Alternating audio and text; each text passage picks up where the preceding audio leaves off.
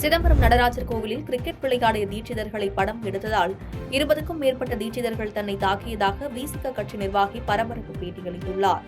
கடலூர் மாவட்டம் சிதம்பரம் அருகே வல்லம்படுகை கிராமத்தைச் சேர்ந்த இளையராஜா என்பவர் விடுதலை சிறுத்தை கட்சியின் முகாம் பொறுப்பு செயலாளராக வகித்து வருகிறார். இவர் இரவு நடராஜர் கோவிலுக்கு சுவாமி தரிசனம் செய்ய சென்றபோது அங்கு தீட்சிதர்கள் கிரிக்கெட் விளையாடுவதை அவரது செல்போன் மூலம் படம் எடுத்துள்ளார்.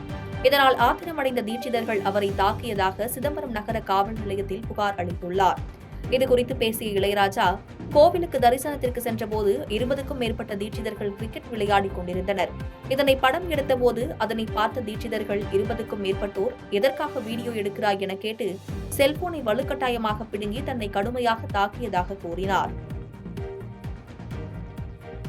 பாதகம் செய்பவரை கண்டால் நாம் பயங்கொள்ளலாகாது பாப்பா, மோதி மிதித்து விடு பாப்பா, அவர் முகத்தில் உமிழ்ந்து விடு பாப்பா. அண்மை செய்திகளை உடனுக்குடன் தெரிந்து கொள்ள இணைந்திருங்கள் இயம்நாடு தொலைக்காட்சியுடன்.